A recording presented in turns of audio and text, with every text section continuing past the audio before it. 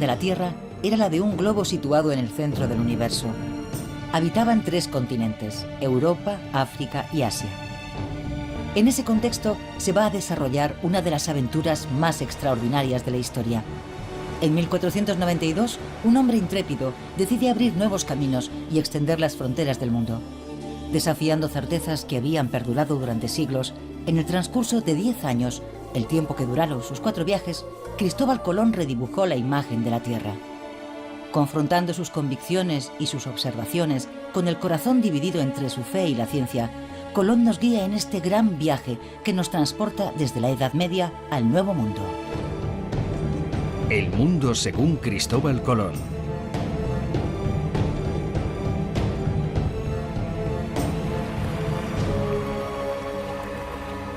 Muy altos reyes.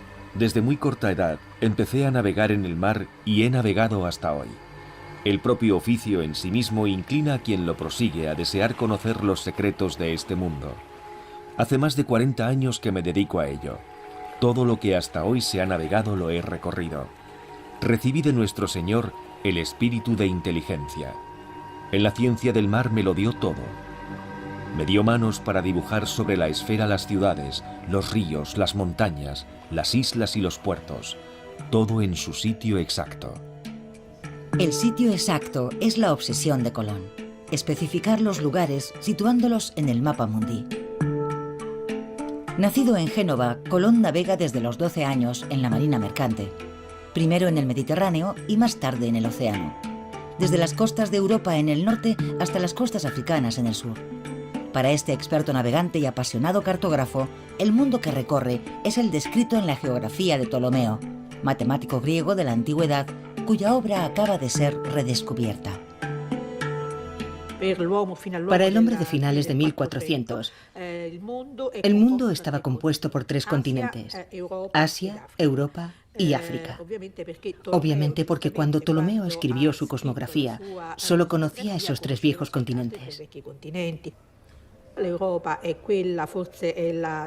era el continente que mejor se conocía en la época, ya que era el que más se había recorrido, incluso en los tiempos de Ptolomeo.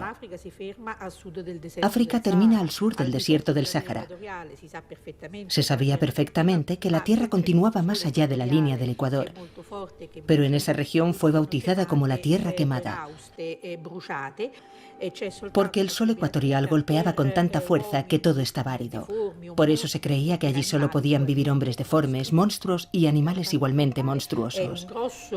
La parte oriental es un gran bloque de continente que termina en la famosa península de Malaca, que Cristóbal Colón buscará desesperadamente en su tercer y cuarto viaje.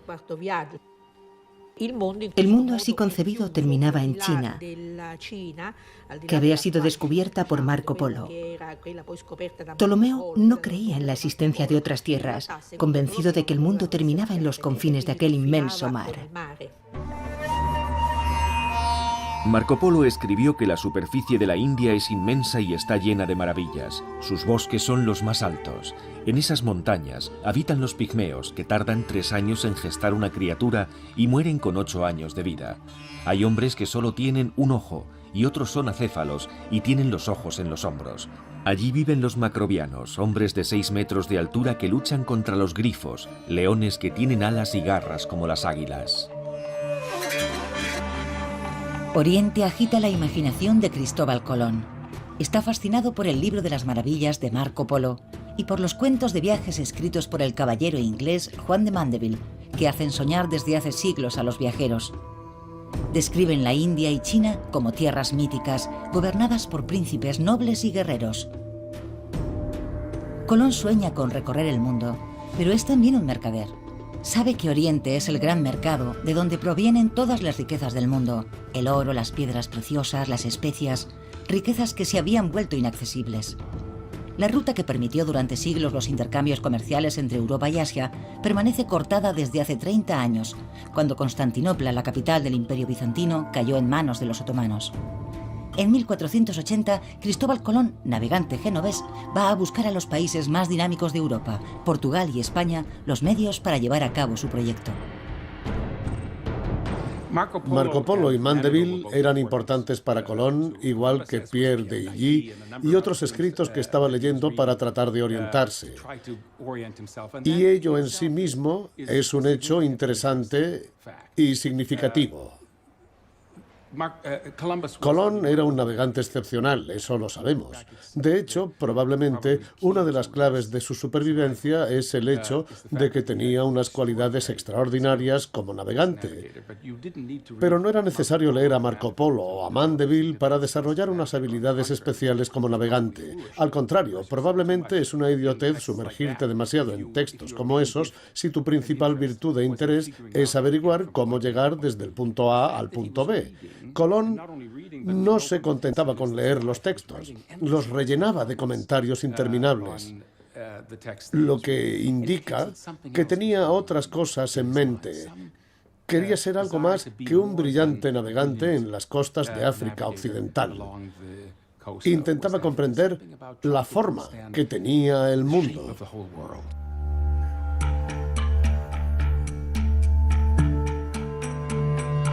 A finales del siglo XV sigue existiendo un gran desconocimiento.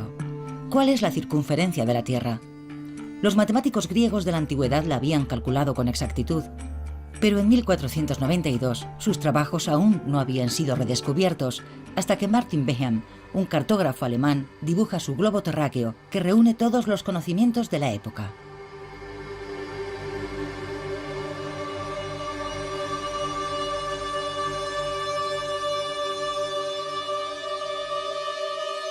En él aparecen los 3 continentes conocidos, las tierras habitadas, las islas en el océano y sobre todo Zipango, el Japón que Marco Polo describió sin jamás haberlo visto.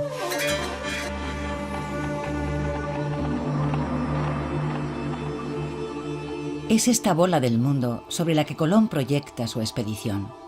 Su propósito es llegar al extremo oriente, a China y a la India pasando por el oeste, siguiendo una dirección que nadie ha osado jamás tomar.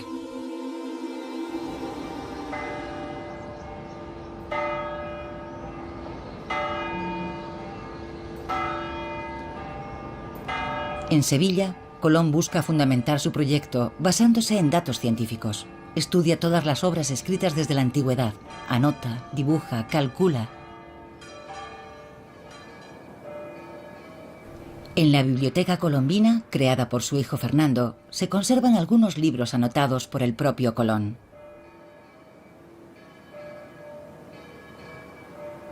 Incluye peculiarmente una carta copiada por su mano del físico Paolo Toscanelli que apoya su proyecto. Lo que es interesante de este libro es que una vez, esto sería evidentemente el libro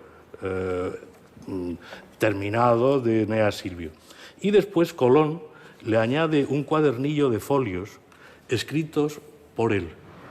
Este cuadernillo de folios comienza por la famosa carta de Toscanelli, esto es letra toda de Cristóbal Colón, la carta de Toscanelli anunciando al rey de Portugal que se puede hacer el viaje a la India por el poniente y que se puede llegar también, antes de la India, se puede llegar a la isla de Zipango, en Japón, evidentemente.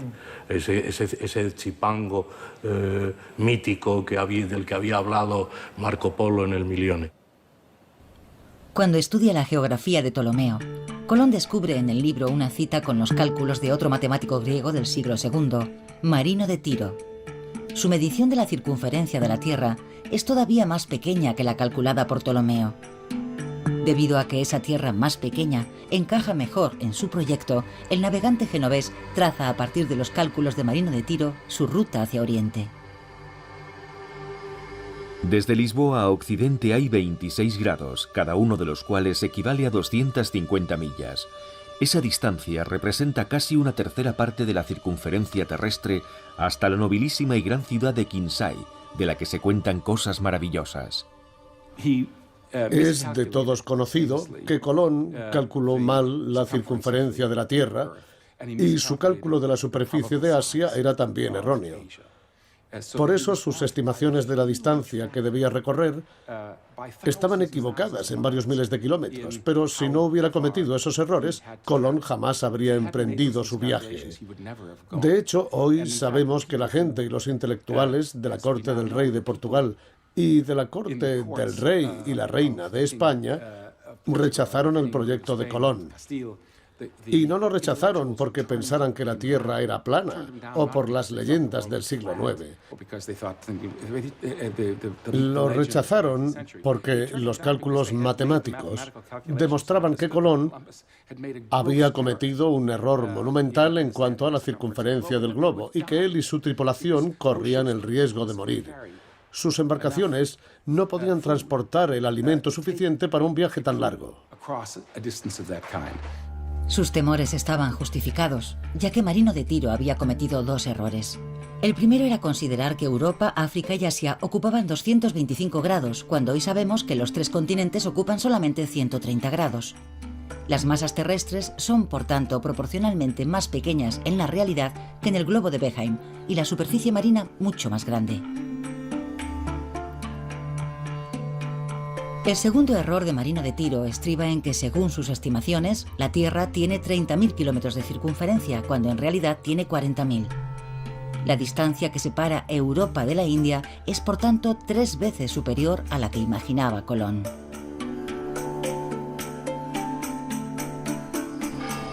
Colón lucha durante 7 años. Es criticado, humillado y tomado por loco. Sin embargo, consigue convencer a los reyes católicos Fernando e Isabel de España para que financien su proyecto. Ellos no le proporcionan gran cosa: 3 carabelas y un crédito a nombre de la familia de navieros Pinzón. Colón es nombrado almirante de la mar Océana y embajador de la corona española. No es mucho, pero le permite equipar la Pinta, la Niña y la Santa María. Finalmente zarpa desde Palos, en el sur de España, el 3 de agosto de 1492. La tripulación, de 90 hombres, está compuesta por marineros que buscan fortuna. Es el primero de los 4 viajes que el almirante realizará al Nuevo Mundo.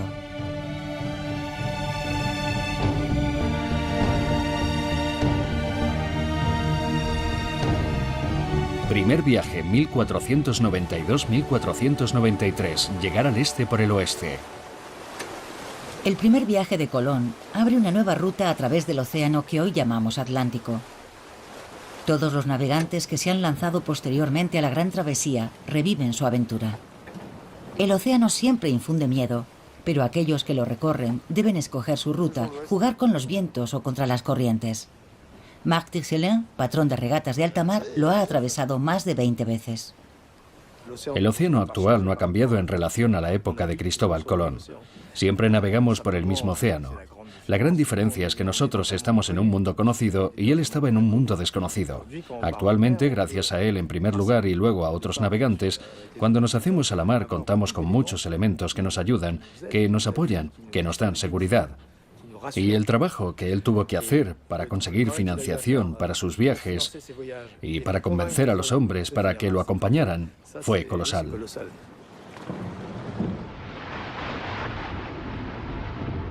Durante toda la Edad Media, el Océano Atlántico lleva el nombre de Mar de las Tinieblas. Es un espacio misterioso que inquieta y aterroriza a los navegantes. El mito de las columnas de Hércules que marcan en el estrecho de Gibraltar los límites del mundo conocido sigue presente en todas las mentes. Sin embargo, en el siglo XV, algunos se atreven a navegar por la mar Océana a lo largo de la costa. Otros, como Colón, han explorado las Canarias, Madeira y las Azores. En los mapas de la época, al lado de estos lugares reales, hay indicaciones de islas fantásticas que la imaginería de la Edad Media había situado en medio del océano. Brasil, Isla Redonda y Roja, San Brandán, en nombre del legendario monje irlandés, y Antilla, dibujada con forma de bandera y asociada al mito de la Atlántida. Estos lugares fantásticos darán sus nombres a la nueva geografía del mundo. La mayoría de las rutas, por lo general, pasan por las Azores. Lo que haremos es atravesar, evitando las depresiones y los sistemas climáticos europeos clásicos. Y luego intentaremos coger rápidamente los vientos alisios si es que están soplando en la zona, ya que eso depende de la época del año en la que zarpemos. Y más de la mitad del viaje navegaremos en los vientos alisios. Colón ha viajado a lo largo de la costa atlántica. Navegante bien informado, ha aprendido a utilizar los vientos que descienden hasta el Golfo de Guinea. Pero es el primero en tener la audacia de seguir los alisios, los vientos regulares que atraviesan el océano en dirección oeste y que hoy día siguen utilizando todos los navegantes. El principio de navegación aprovechando los vientos dominantes en dirección oeste hoy parece algo elemental, pero en aquella época había que creer firmemente en ello, y Colón fue a donde los vientos le llevaron.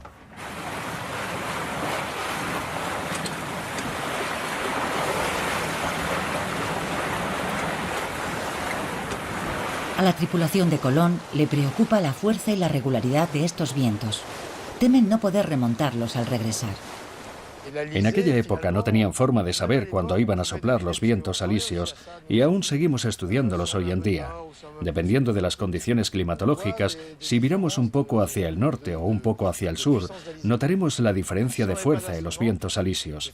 De manera que si no tenían instrumentos, yo por ejemplo he participado en la Mini Transat utilizando solo el sextante, sin anemómetro ni GPS, así que no puedo decir que navegara dependiendo exclusivamente de la fuerza del viento, pero sí en parte. Sabemos si estamos saliendo de un sistema o si estamos entrando en él. Y si Cristóbal Colón tenía buena memoria, como yo así lo creo, y él y su tripulación sabían enfrentarse a la naturaleza, entonces podían sacar enseguida sus propias conclusiones o al menos ir aprendiendo de la experiencia del día a día, porque su viaje duró mucho tiempo.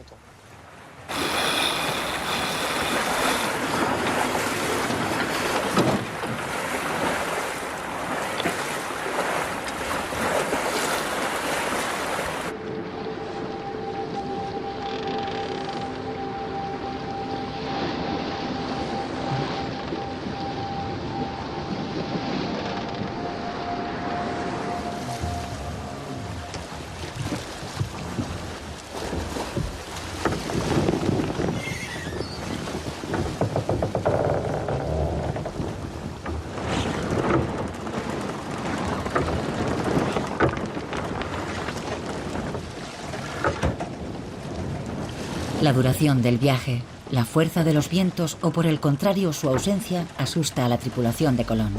Pero otros terrores asaltan también a los marineros.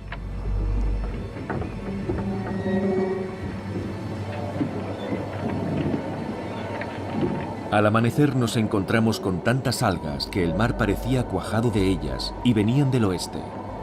Y como sabemos que el miedo hace imaginar las peores cosas, los marineros temían encontrarse con una capa tan espesa que no permitiera avanzar a las naves. Para entonces, los hombres ya no podían más y se quejaban de lo largo del viaje. Todos aquellos experimentados marineros han oído historias de barcos atrapados entre las algas a los que jamás se ha vuelto a ver. Ellos son simple y llanamente los primeros en atravesar el Mar de los Sargazos, una extensión de algas que ocupa miles de kilómetros cuadrados en medio del Océano Atlántico. Las tres carabelas consiguen, sin embargo, atravesarlo, y entonces el viento comienza a soplar de nuevo. Ciertas señales reconfortan a aquellos avezados marineros. Algunas aves se acercan al encuentro de las carabelas, ramas y juncos verdes flotan alrededor de las naves. Después de tan solo 33 días de navegación hacia lo desconocido, una isla se perfila en el horizonte, la noche del 11 al 12 de octubre de 1492. Aunque los marineros bailan de alegría, para Colón no constituye ninguna sorpresa. Para él, la tierra que tiene ante sí es simplemente una de las islas situadas a lo largo de la costa de su destino final, China. Simplemente confirma la exactitud de sus cálculos.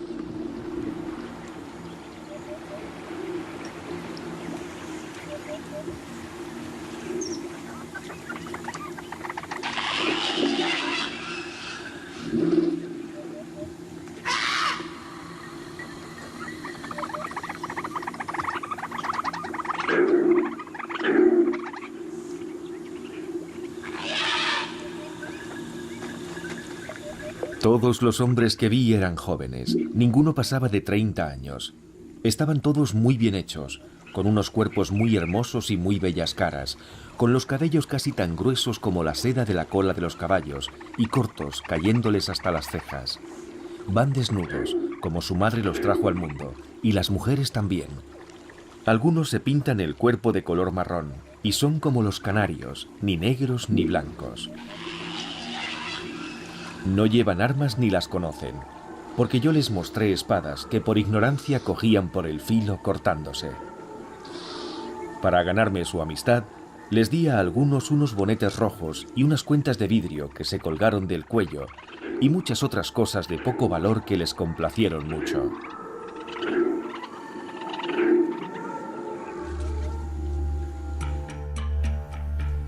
La forma del archipiélago que encuentra Colón refuerza su idea de que se trata de las islas que rodean Zipango, el Japón de Marco Polo, representadas en el globo terráqueo de Behaim.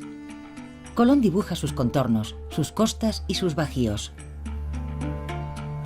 Toma posesión del territorio en nombre de la corona española y las bautiza con los nombres de San Salvador, Fernandina y Santa María de la Concepción. Estas islas forman actualmente parte del archipiélago de las Bahamas. Por un lado, se trata de un hombre que tiene un pasaporte, documentos y cartas. En ese sentido, él entiende que lleva esos documentos de su soberano al Gran Khan, al soberano de otro mundo diferente. Normalmente, cuando haces eso, cuando una persona desembarca en otro reino, no empieza de inmediato a rebautizar todo aquello con lo que se encuentra. Y sin embargo declara el lugar posesión del rey y la reina de España. Por tanto, Colón debió pensar que había llegado a una región apartada, extraña, que no estaba defendida, al ver que sus habitantes estaban indefensos. Se trataba de un grupo de islas sin defensa y Colón debió pensar que podía tomar posesión de ellas para él mismo o para sus patrocinadores reales. Para él, el control de aquel territorio representaba un punto estratégico para un encuentro que se auguraba mucho más complicado con las fuerzas de Japón, Zipango y el Gran Khan.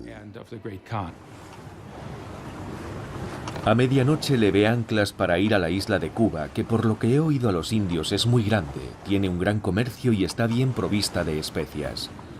Si es como me han dicho los indios, se trata de la isla de Zipango, de la que se cuentan cosas maravillosas, y que de acuerdo a las esferas, las pinturas y mapamundis que he visto, está situada en estos parajes. Cuando descubre Cuba, Colón piensa en principio que es Zipango.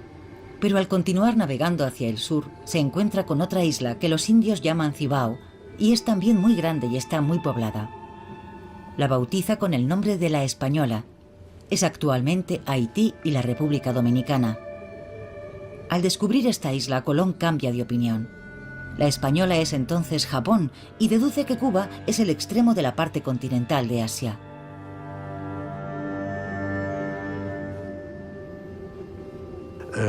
Él oye hablar de Cibao. Cibao es el lugar de las piedras. Pues Cibao, dice, esto tiene que ser Chipango. Ya estamos, ya hace la ecuación. Oye hablar en Cuba de Magón. Pues Magón será Manji, la China del sur. Catay, dividida entre Manji y Catay. Pues Manji, la China del sur. En uno de sus libros hace anotaciones y hace equivalencias entre lo que ha leído y lo que ha visto en el Nuevo Mundo. Siempre partiendo de una base e intentando dar una explicación racional, que es para mí lo maravilloso de Colón, que aunque estuviera equivocado en todo, sin embargo, hace una explicación racional de todo lo que él está viendo. Él está totalmente convencido de que ha llegado a Catay e insiste en el error hasta el cuarto viaje. Por tanto, piensa que ha llegado a Catay, que es el puesto de avanzada del Gran Khan. Y de hecho, cuando habla de las personas que habitan en Guanahani o en la isla de la Española, las describe con el pelo negro, como los chinos. Pero de tez parduzca, tirando a amarilla, algo que resulta lógico, ya que buscaba Cathay. Todo lo que ve lo asocia a la proximidad con China. Colón continúa su exploración a lo largo de la costa norte de la Española. El día de Navidad de 1492, el tiempo es bueno y el mar está en calma. Pero cuando cae la noche, la carabela más grande, la Santa María, encalla en los bajíos. La tripulación está a salvo, pero son demasiados marineros para ser acogidos en las otras embarcaciones. Algunos deben permanecer en tierra. Con la madera del buque insignia naufragado, Colón hace construir un fuerte en la isla de la Española, en un lugar al que llama La Navidad. Y en aquel momento tantas cosas sucedieron que en realidad no fue un desastre, sino una gran aventura. Y es cierto que si yo no hubiera encallado, habría pasado de largo sin detenerme en ese lugar. En este viaje habría dejado gente aquí, porque no habría podido darles lo necesario, municiones y víveres para una fortaleza. Sin embargo, es verdad que algunos hombres que estaban conmigo me pidieron permiso para quedarse allí. Ordené construir una fortaleza muy bien hecha, y no porque creyera que fuera necesaria, porque los indios van desnudos, sin armas y son temerosos.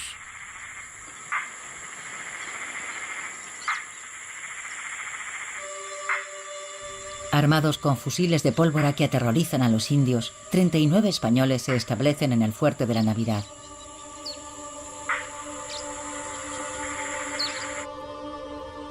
Colón, por su parte, reanuda su viaje. Quiere navegar más hacia el sur para llegar a una gran isla de la que ha oído hablar a los indígenas. Pero una vez en el mar, frente a las costas de la Española, los marineros de la Niña, cansados y maltrechos, ruegan a Colón que aproveche los vientos favorables para regresar a España. Señor, porque sé que os regocijaréis de la gran victoria que Dios me ha concedido en mi viaje, os escribo esta carta, por la cual sabréis cómo en 33 días llegué a las Indias con la armada que vuestras ilustrísimas, rey y reina, me dieron, donde hallé muchas islas habitadas por innumerable gente, y cómo tomé posesión de todas ellas.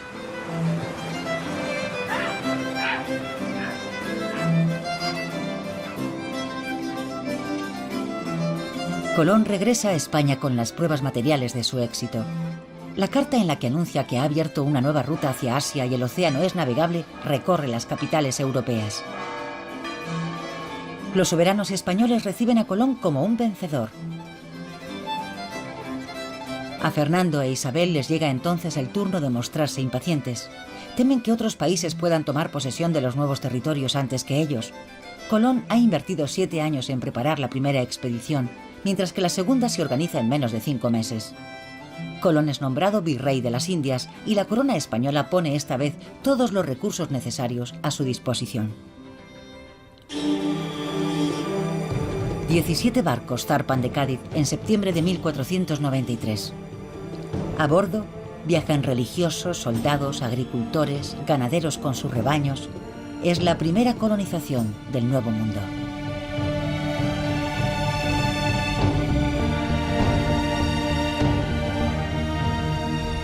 Merced a las indicaciones de los indígenas y a los datos obtenidos durante su primer viaje, Colón traza un rumbo sudoeste que lleva a sus carabelas hasta las Antillas Menores. Segundo viaje 1493-1496 con destino a las Indias. Colón arriba a las costas de Guadalupe, pero pronto tiene que volver a zarpar para reunirse con los hombres que ha dejado en la Española y han fundado una colonia allí. Navegué a lo largo de la costa de la Española hasta Montecristi. Vi que la gente que había dejado en el fuerte de la Navidad había caído en la discordia. Algunos se habían matado entre ellos, otros habían muerto por enfermedades contraídas por frecuentar a las mujeres, y otros habían perecido por represalias de los indios. Todo estaba destruido y calcinado. Si bien reconozco que la culpa de lo ocurrido fue de ellos mismos, el suceso es muy doloroso para mí y me causa gran aflicción.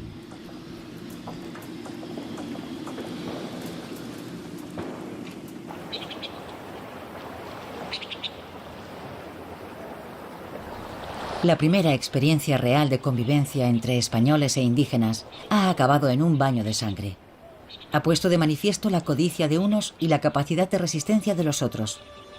Los indios no son los seres dóciles e ingenuos que Colón había creído encontrar. Se ve asaltado por las dudas y teme por la misión real que se le ha encomendado: supervisar el asentamiento de los 1.200 colonos españoles que le acompañan. Colón no pretende convertir a la población local. Quiere tomar el control. Solo intenta comprender y negociar, en un contexto difícil, con una población de la que ignora la lengua y las costumbres, y cuya cultura no comprende en absoluto. Su principal objetivo es sobrevivir a ese encuentro y sacarle el mayor provecho posible. Y lo que interesaba a Colón por encima de todo no era la religión, sino los metales, concretamente los metales preciosos.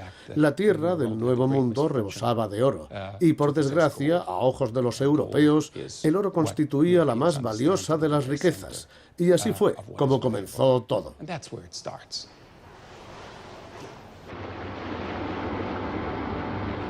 Busqué un lugar para establecer una ciudad. Finalmente, no en un puerto cerrado, sino en una gran bahía, construimos la Isabela. El nombre indígena de esta tierra es Cibao, que en nuestra lengua significa lugar cubierto de piedras. Es una provincia inmensa y densamente poblada. El aire es suave, el más templado que pudimos encontrar. Hay gran abundancia de oro, pero no en los ríos, sino más bien en las laderas de las colinas y en las montañas.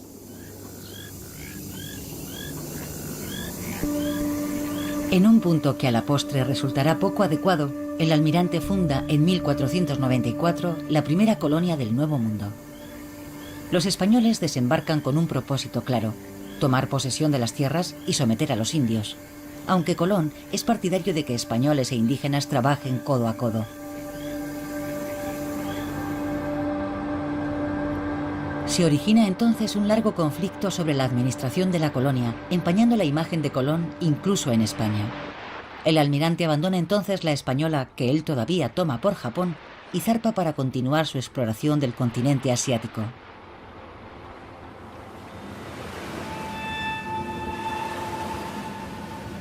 Navegué en dirección a Cuba con la intención de seguir la costa que había dejado en mi primer viaje, hasta el momento en que pudiera averiguar si se trataba de una isla o de tierra firme. Iba en busca de una provincia llamada Manji y eché el ancla cerca de un gran poblado cuyo jefe me conocía, ya que había oído relatos sobre mi primer viaje. Le pregunté si esta tierra se extendía hacia el oeste. El jefe, que era un hombre de bien, de edad avanzada, me respondió que esta tierra era inmensa y que nunca había oído a nadie afirmar que supiera dónde terminaba.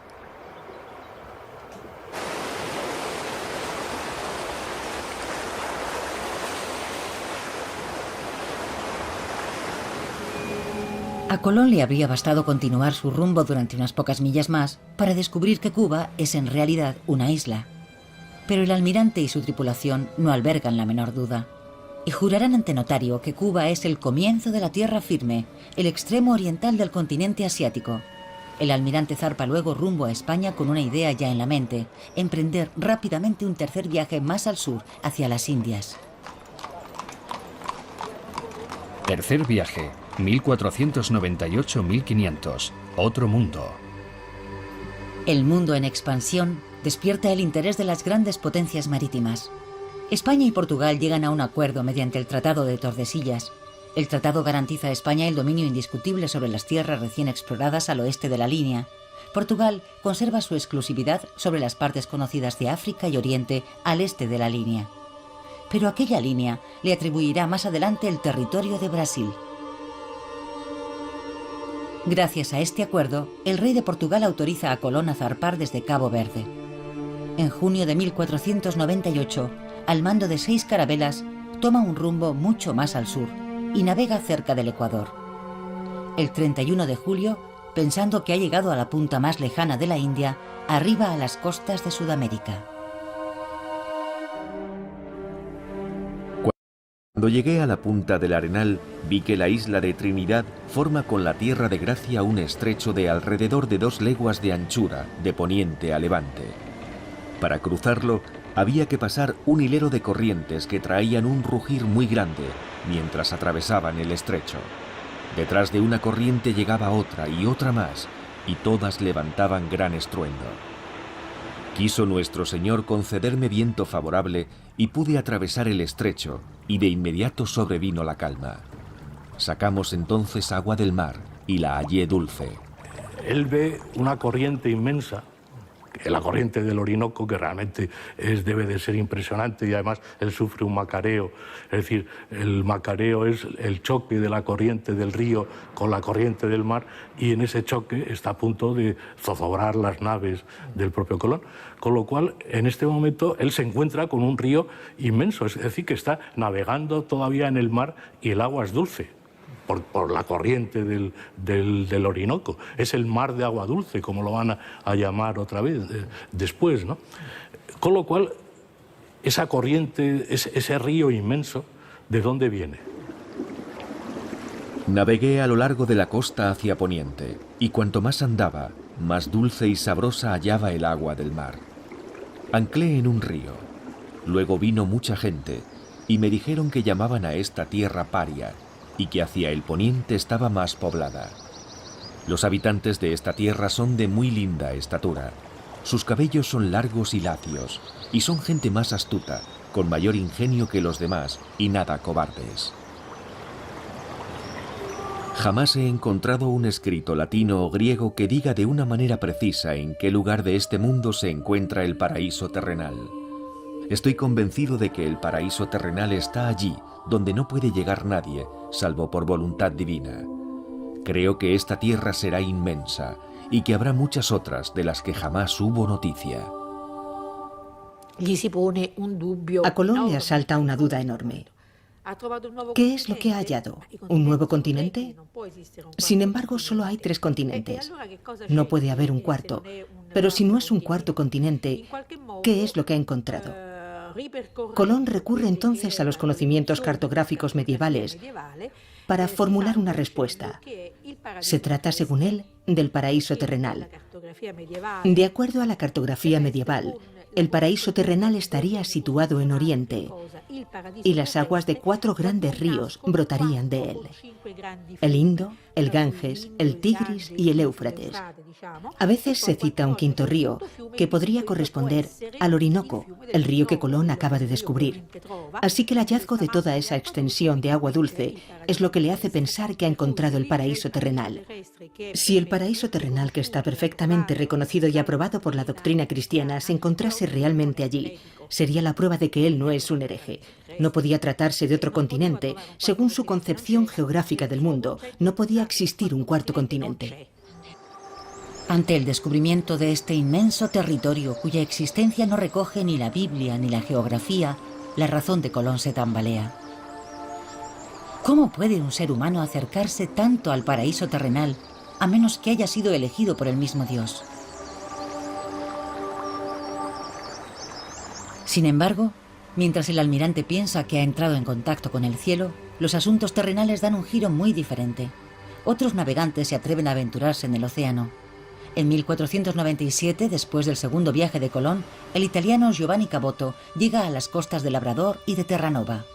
En 1499, durante el tercer viaje del almirante, el español Alonso de Ojeda dirige una expedición al continente sudamericano en la que participa el italiano Américo Vespucio. Y en 1500, el explorador portugués Pedro Álvares Cabral descubre las tierras de Brasil, justo cuando Colón, que no consigue integrar los territorios del Orinoco en su geografía, deja el continente sudamericano y regresa a la española. Pero al llegar allí, se encuentra con una auténtica revuelta organizada contra él. Los colonizadores españoles le acusan de dejar de lado sus intereses, anteponiendo la exploración de nuevos territorios a la gestión y la administración de la isla. Los soberanos han enviado a un nuevo gobernador. Este detiene al almirante y le lleva de regreso a España encadenado. Humillado y despojado de su título de virrey, Colón viste la túnica franciscana. Y aunque nunca ingresa en la orden, llevará el hábito hasta el final de su vida. Cantad al Señor un cántico nuevo y pregonad sus alabanzas de un confín al otro de la tierra, vosotros que recorréis el mar y todo lo que hay en él, las islas y los moradores de las mismas.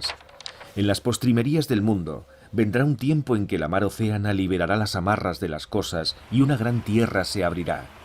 Y un nuevo navegante, como el que guió a Jasón, descubrirá otros mundos. En este libro de las profecías que hace con su amigo Gorricio, él recoge por un lado el famoso coro de Séneca en la Medea cuando dice que habrá un tiempo en el cual se desatarán las ataduras del océano y un nuevo Tifis descubrirá nueva tierra. Bueno, pues esta es una profecía que él se aplica a sí mismo, evidentemente. Yo soy el nuevo Tifis que ha descubierto esa nueva tierra y ese nuevo cielo.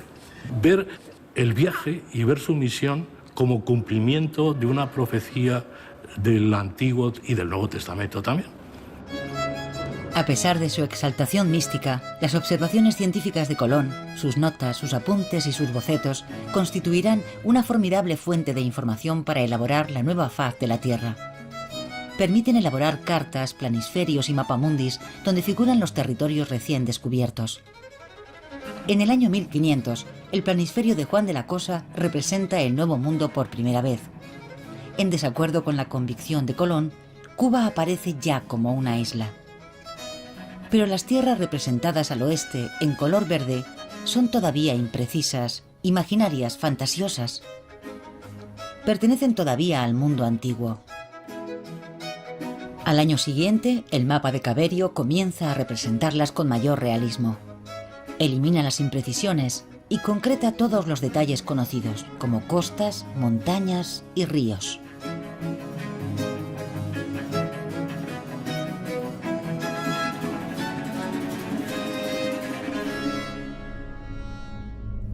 Colón es un alma atormentada. Su obsesión es irrefrenable. Debe llegar a las Indias por la ruta occidental. La idea de un estrecho que conduciría directamente a Asia le persigue. La ruta aparece trazada en su mapa del mundo. La península de Malaca, descrita por Marco Polo, China y finalmente la India. Pese a haber caído en desgracia, los reyes Fernando e Isabel nunca han puesto en duda su capacidad como navegante. Tras pasar un año consumido por la impaciencia, Colón logra persuadirles para que le proporcionen los barcos, los hombres y los víveres necesarios para su cuarta expedición. El almirante está a punto de cumplir 50 años. Cuarto viaje, 1502-1504, en busca del estrecho. Desterrado de la Española y obsesionado por la búsqueda del estrecho que conducía a la India, Colón llega a la costa de la actual Honduras el 14 de agosto de 1502. Navega sin descanso a lo largo de la costa durante 48 días, pero se ve sorprendido por un terrible huracán. La tormenta era terrible. Nunca unos ojos vieron una mar tan alta, tan terrible y llena de espuma. El viento nos impedía avanzar y ni siquiera nos dejaba la oportunidad de correr hacia algún cabo. Allí me detenía, en aquella mar hecha sangre, que hervía como caldera en un gran fuego. Jamás se ha visto un cielo tan espantoso. Un día con su noche ardió como un horno. Y tal era el fuego que arrojaban sus rayos, que a cada instante miraba yo si no se había llevado mis mástiles y mis velas.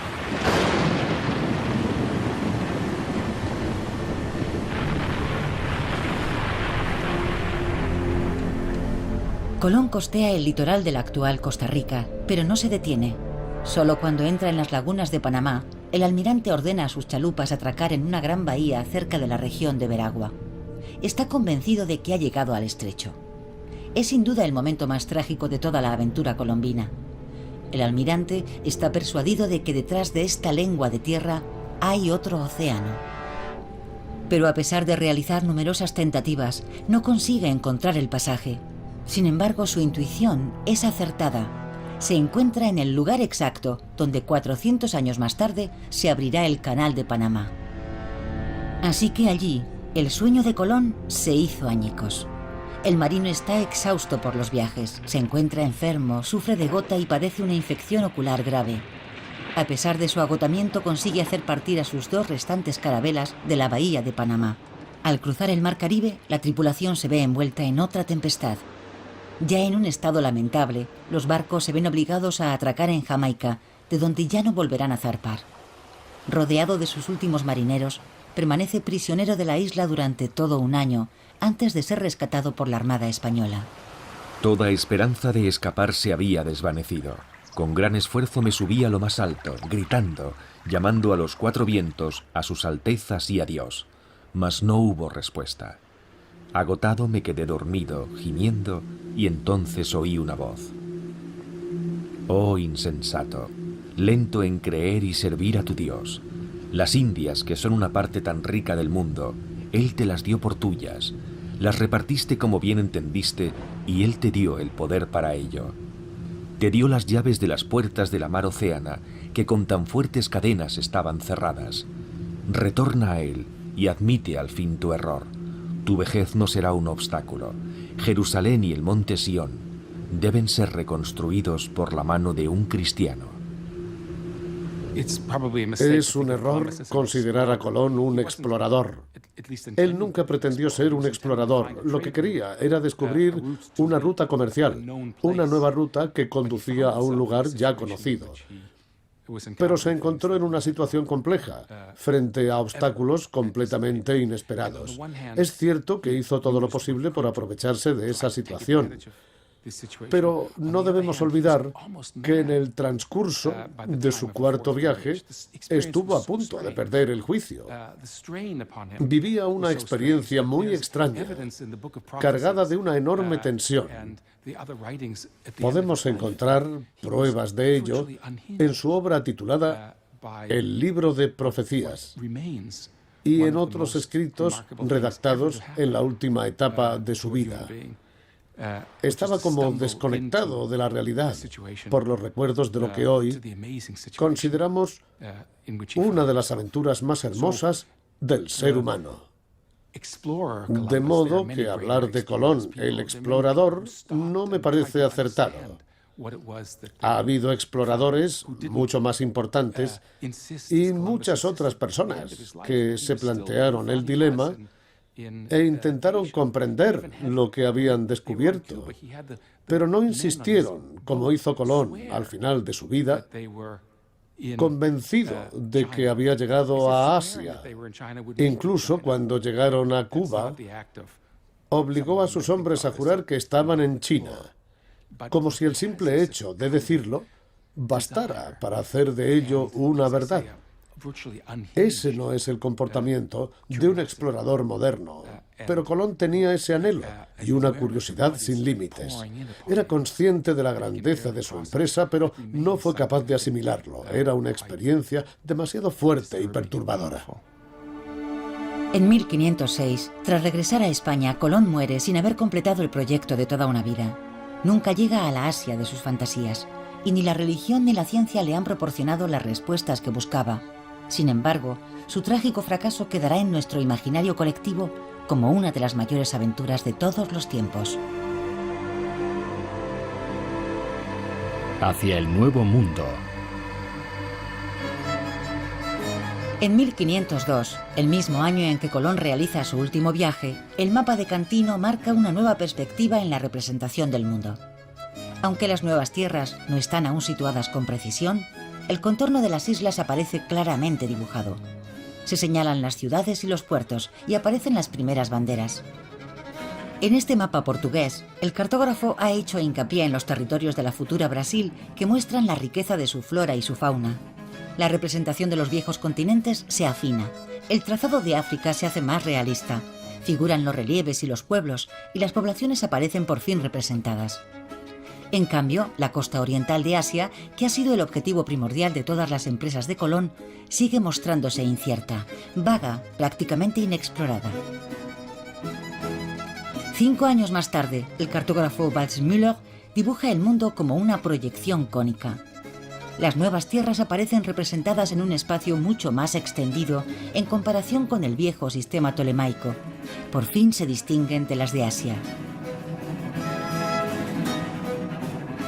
El nombre de América, inspirado en Américo Vespucio, el primero en explorar el continente sudamericano, aparece por primera vez.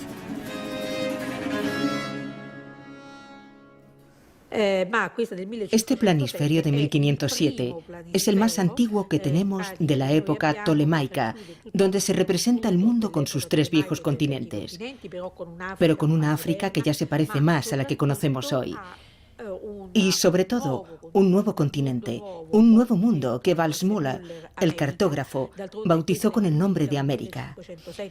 Estamos en 1507. La única parte conocida es la descubierta durante el tercer y cuarto viaje de Colón, por los viajes de Martín Alonso y de otros españoles en el norte, y por los viajes de Cabral y de Vespucio a Brasil.